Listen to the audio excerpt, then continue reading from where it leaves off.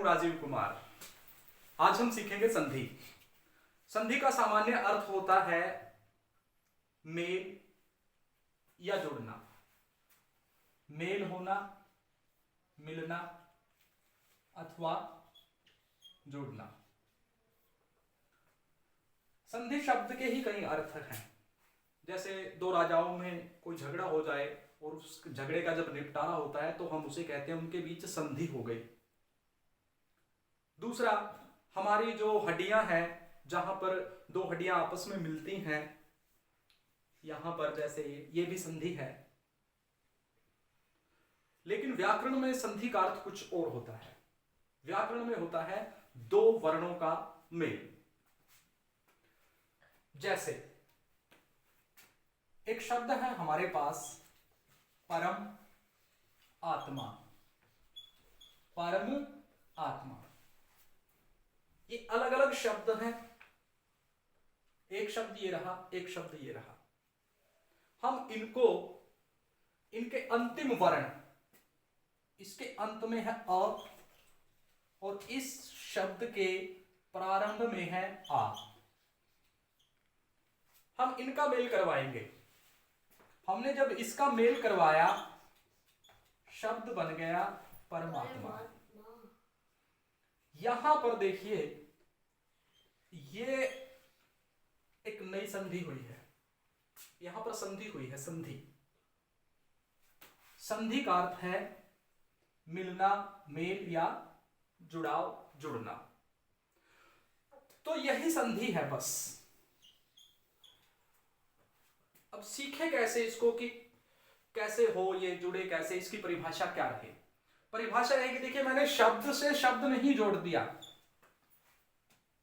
मैंने सिर्फ पहले शब्द के अंत में जो वर्ण है, जो वर्ण है, उनको जोड़ा है। तो संधि की परिभाषा क्या रहेगी? संधि की परिभाषा रहेगी वर्णों का मेल। लेकिन मेल जुड़ना ही संधि नहीं है। यहां पर उसके रूप में भी परिवर्तन हुआ है। मात्रा बनी है आ की, नया विकार, विकार उत्पन्न हुआ है। तो संधि किसे कहेंगे? कि परस्पर जो निकट वर्ण है, उनके मिलने से जो विकार उत्पन्न होता है, वो संधि है। परस्पर निकट जो वर्ण है, उनके मिलने से उस वर्ण में जो विकार उत्पन्न होता है, वो विकार सहित मेल ही संधि है। विकार सहित मेल ही संधि है। दो वर्णों के,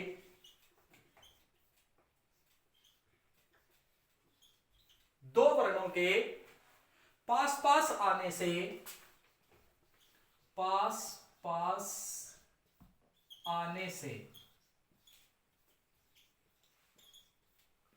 दो वर्णों के पास पास आने से उनमें जो विकार सहित मेल होता है,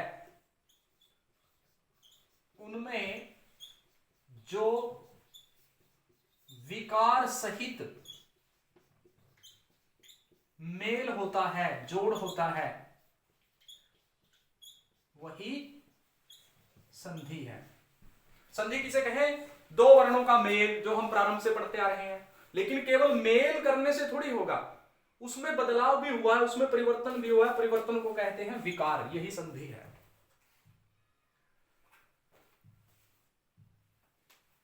एक नई मात्रा बनेगी, एक नई मात्रा बनेगी। संधि के तीन भेद हैं। संधि के तीन भेद हैं। स्वर संधि, व्यंजन संधि,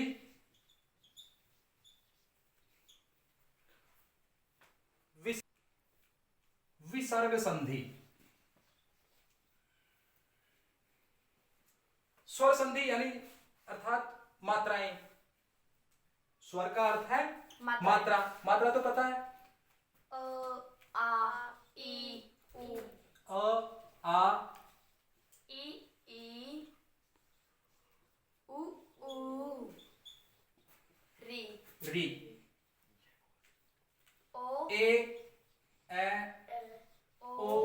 आओ, औ, ये मात्राएं हैं स्वर।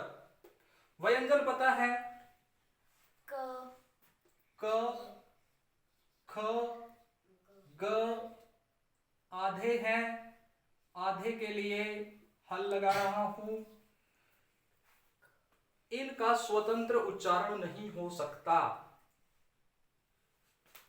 अगर आधा क है, इसका उच्चारण नहीं होगा, इसके अंदर अ की आवाज आ रही है, क, अ की आवाज आ रही है, ख। लेकिन अगर मैं इसको ये बोल दूं, यहां पर एक है व्यक्त, व्यक्त, अब क के बाद अ की आवाज नहीं आ रही, व्यक्त, यही इसका सही उच्चारण है। हम शब्द में तो बोल सकते हैं व्यंजन को, लेकिन स्वतंत्र नहीं इसका उच्चारण कर सकते। अगर हम इसका उच्चारण करेंगे तो इसमें स्वर मिल जाएगा, ये पूरा हो जाएगा, क, अ की आवाज आ रही है। मैं दोबारा से एक बात, इसमें और विसर्ग होती है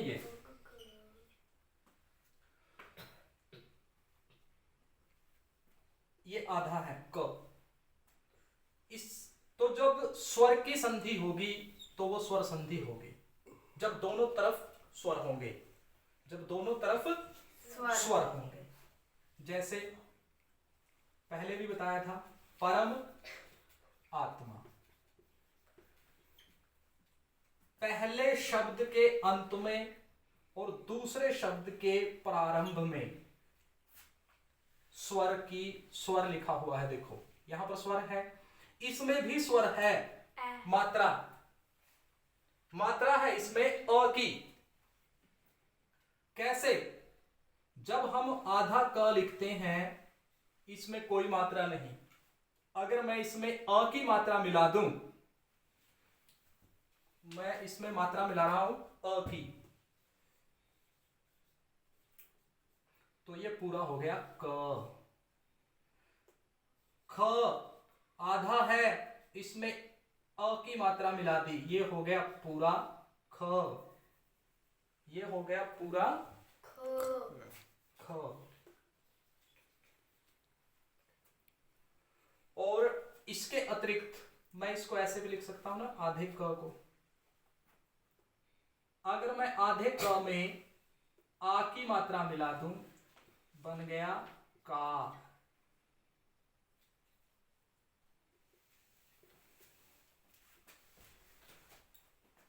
आधे क में छोटे ई की मात्रा मिला दी कि, आधे क में दीर्घ ई की मात्रा मिला दी की, आधे क में उ की मात्रा मिला दी कु। और अगर मैं इसमें से मात्रा बाहर निकाल लूं, इस क में से अ की मात्रा बाहर निकाल लूं, मेरे पास बचेगा आधा क। का में से आ की मात्रा बाहर निकल गई, मेरे पास बच गया आधा क। तो उसी प्रकार यहां पर देखिए म, म में मात्रा है अ की, अंत में, इसके अंत में क्या है? ई। इसके अंत में बड़ी ई कहने की बजाय हमें कहना चाहिए दीर्घ ई, दीर्घ ई। इसमें उ, कौन सा? छोटे ऊ के लिए होता है ह्रस्व, ह्रस्व ऊ की मात्रा है इसमें अंत में।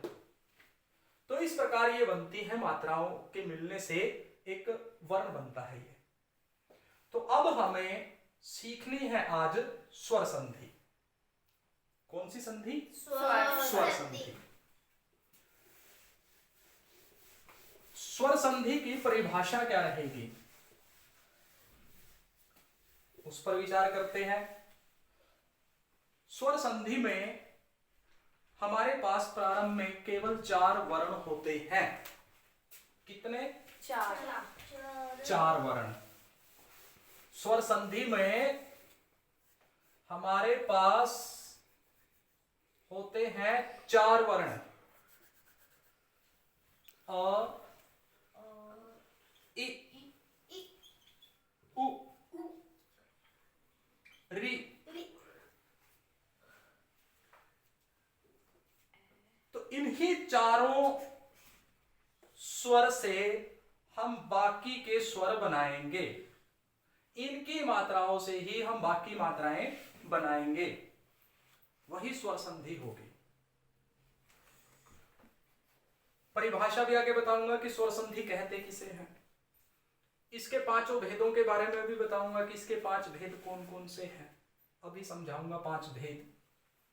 स्वर संधि के 5 भेद के नाम लिख देता हूं पहले ही, ताकि जब जब पढ़ाते रहें तो उसमें आते रहे। स्वर संधि के हैं 5 भेद। दीर्घ संधि, गुण संधि, वृद्धि संधि, यण संधि, अयादि संधि। ये 5 भेद हैं स्वर संधि के।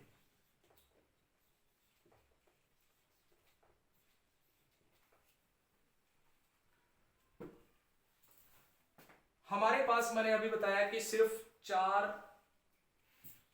वर्ण हैं, 4 स्वर हैं। इन्हीं से हमें बाकी की मात्राएं बनानी है, वही स्वर संधि होगी। कैसे बनाएं, कैसे जोड़ें इनको?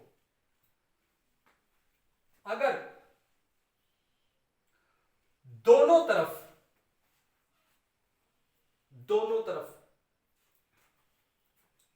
अ की मात्रा हो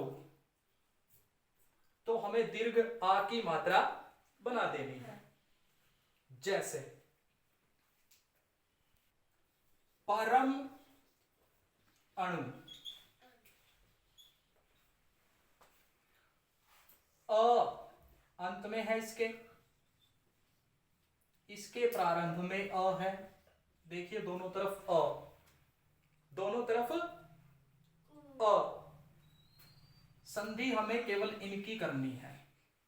अगर दोनों तरफ अ हो तो दीर्घ आ की मात्रा बनेगी, दीर्घ आ की मात्रा। और आ की मात्रा क्या होती है, यहां पर लिखकर दिखा रहा हूं। आ की मात्रा क्या होती है? परम अणु, आ की मात्रा होती है ये। सही? तो अ इधर है, अ ही इधर है। हमने इन दोनों को जोड़ दिया, पर आधा म रह गया। आधा म क्यों रह गया? अ जो इसमें था वो बाहर निकाल दिया। अ और अ मिलकर दीर्घ आ की मात्रा बनेगी। मैंने पहले बताया था कि आधे क में अगर आ की मात्रा मिला दी जाए तो का बनता है, इसलिए आधे म में आ की मात्रा मिलाऊंगा तो मां बनेगा, तो पूरा मां बनेगा। और अणु जो लिखा हुआ है वो ऐसे का ऐसे लिख देंगे, परमाणु। ठीक, यहां पर आ की मात्रा बनी है तो दीर्घ आ की मात्रा बनी है, दीर्घ संधि। दीर्घ संधि। स्वर संधि भी है। परिभाषा क्या रहेगी स्वर की? जब दोनों तरफ स्वर हो और उससे नया स्वर बने, स्वर के मेल से नए स्वर जब बनता है वही स्वर संधि कहलाती है। तो अ और अ दोनों तरफ स्वर है, स्वर संधि। इसके साथ साथ अ और अ मिलकर दीर्घ आ बन रहे हैं तो दीर्घ संधि।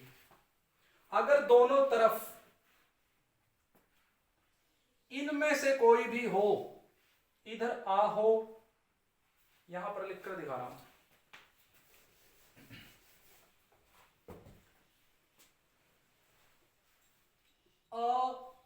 इसको बोलते हैं धन।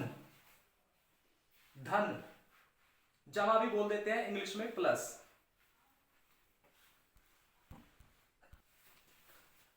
इसका नाम होता है हिंदी में धन।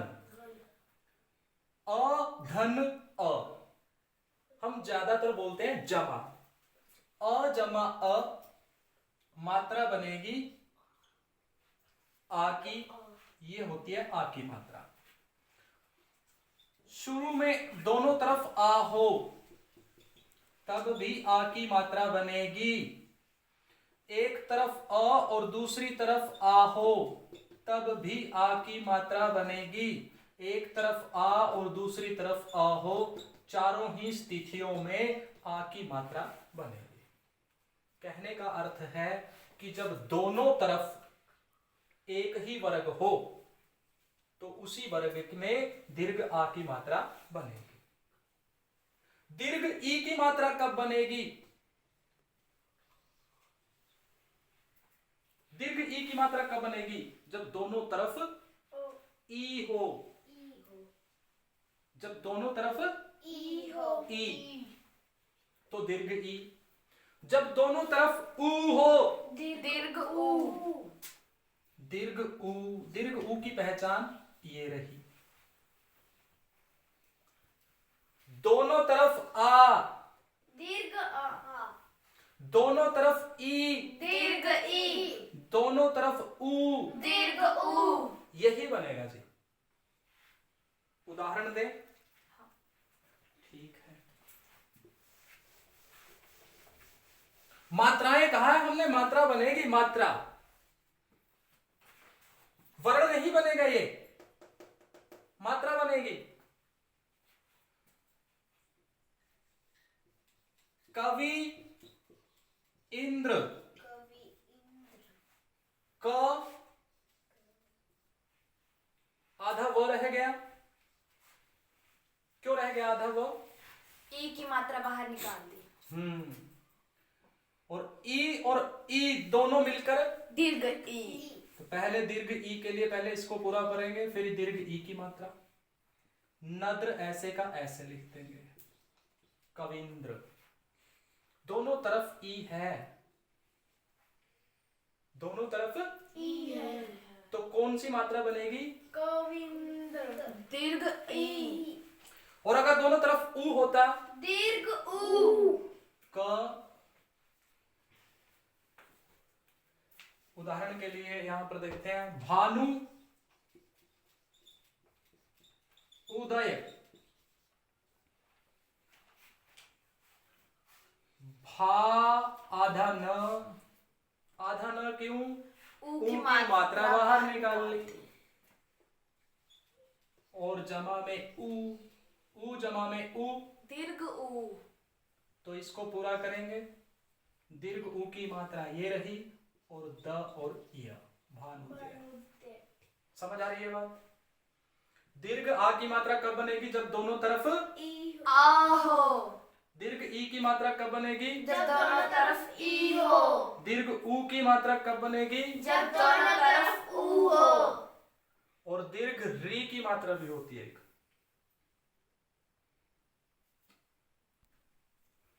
री की मात्रा भी होती है। और ह्रस्व री तो ये है, दीर्घ री है ये। आजकल इसका प्रचलन रहा ही नहीं है, आजकल ये चल रहा है। अगर दोनों तरफ री हो तब भी दीर्घ री की मात्रा बनेगी। उदाहरण के लिए बता देता हूं, पितृ ऋण, पित, री और री मिलकर मात्रा बनती है री की। री की मात्रा ये है, जैसे यहां पर है क री शी, करीशी। यहां पर री की मात्रा है ये, तो री की मात्रा अगर इसमें मिला देंगे तो ये पूरा होकर री री री मिलकर री की मात्रा और ऋण पितृण, ये सही हो जाता है। तो आज हमने संधि सीखी। किसे कहते हैं? दो वर्णों के मेल को संधि कहते हैं। दो वर्णों के मेल से उत्पन्न विकार को संधि कहते हैं। पहले कहते थे दो वर्णों के मेल को, फिर आया दो वर्णों के मेल से उत्पन्न विकार को। अब दो वर्णों के मेल से उत्पन्न विकार सहित नया जो वर्ण बना है वो है संधि। संधि के तीन भेद बताए थे, स्वर संधि, व्यंजन संधि, विसर्ग संधि। स्वर संधि किसे कहते हैं? जब दोनों तरफ स्वर हो, वो मिलकर नया स्वर बनता है, वो स्वर संधि है। स्वर संधि के कितने भेद हैं? 5। उनमें से हमने सीखी दीर्घ संधि। दीर्घ संधि कब?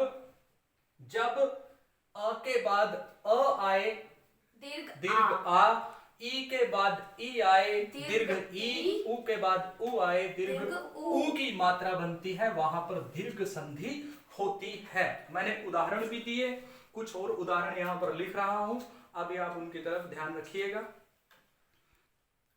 ये उदाहरण लिखे हैं मैंने 4। बता सकते हैं साथ के साथ कौन सी संधि है? सबसे पहले तो ये बताइए कौन सी संधि है? ये स्वर संधि है, व्यंजन संधि है, विसर्ग संधि है? स्वर संधि। स्वर संधि कैसे? इसके अंत में अ, यहां पर भी अ मात्रा है, ई की मात्रा है, स्वर संधि। उ दोनों तरफ स्वर है, स्वर संधि। आ दोनों तरफ स्वर है, तो स्वर संधि। अब स्वर संधि के हैं 5 भेद, उसमें से एक भेद हमने याद किया है दीर्घ संधि।